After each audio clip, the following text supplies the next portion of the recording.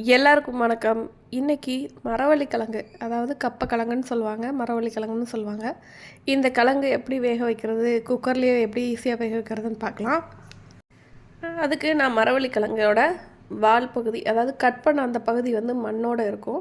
So அதனால் first அதை cut பண்ணி ரிமூவ் பண்ணிக்கிறேன். ரிமூவ் பண்ணிவிட்டு ஓரளவு தடிமனான பீஸாக வந்து பாதி பாதியாக கட் பண்ணி எடுத்துக்கோங்க.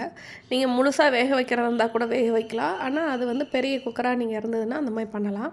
நான் சின்ன குக்கரில் தான் போட போகிறேன். ஸோ அதனால் இந்த அளவில் கட் பண்ணிவிட்டு அந்த தோல் பகுதியில் வந்து கொஞ்சம் ஆழமாக ஒரு கோடு போட்டுருங்க. அதாவது அந்த ஸ்கின் அளவுக்கு தடிமனான பகுதிக்கு வந்து நீங்கள் வந்து கத்தி வச்சு கீறி விட்டீங்க அப்படின்னா ஸ்கின்னு ரொம்ப அழகாக ஈஸியாக உங்களுக்கு இந்த பாருங்கள் எவ்வளோ சூப்பராக உறிஞ்சி வருதுன்னு அந்த மாதிரி உறிஞ்சி வந்துடும். சிலர் வந்து அதை கழுவிட்டு அப்படி தோலோடையே சேர்த்து வேக வைப்பாங்க. அப்படி வேக வைக்கும்போது உங்களுக்கு அந்த கிழங்கோட நிறம் ரொம்ப மாறி ஒரு மாதிரி ப்ரௌனிஷ் கலரில் கூட ஆகும்.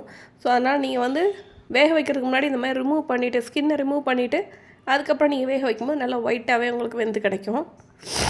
இப்போ இந்த மாதிரி ஸ்கின்னை கம்ப்ளீட்டாக வந்து பீல் பண்ணி எடுத்தாச்சு. இப்போ அதை நல்லா கழுவிட்டு குக்கரில் போட்டுக்கலாம். போட்டுட்டு ஒரு தண்ணி வந்து எப்படி ஊற்றுறோம்னா அது மூழ்கிற அளவுக்கு நீங்கள் ஊற்றிக்கோங்க. சிலர் இட்லி பானையிலலாம் வச்சு வேக வைப்பாங்க.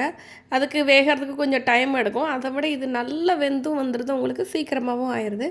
அதனால் மூழ்கிற அளவுக்கு நான் குக்கரில் தண்ணி ஊற்றிட்டு கொஞ்சமாக உப்பையும் சேர்த்துட்டு நான் வந்து குக்கரை மூடி வச்சு நான் வந்து விசில் விட்டுக்கிறேன். விசில் பார்த்திங்கன்னா நான் வந்து 5 விசில் வரைக்கும் விட்டுருக்குறேன். 5 விசில் வரைக்கும் விடுறதுனால உங்களுக்கு அது கொலையெல்லாம் செய்கிறதில்ல. நான் இப்போ காட்டுறேன் பாருங்கள். விசில் முடிஞ்சு ஸ்டீம் எல்லாம் வெளியே போயிடுச்சு. இப்போ அதை ஓப்பன் பண்ணி பார்க்கலாம். பார்த்திங்கன்னா உங்களுக்கு எப்படி மலர்ந்து கிடச்சிருக்கு பார்த்தீங்களா? நல்லா இந்த மாதிரி பூவாக வெந்து உங்களுக்கு கிடச்சிரும்.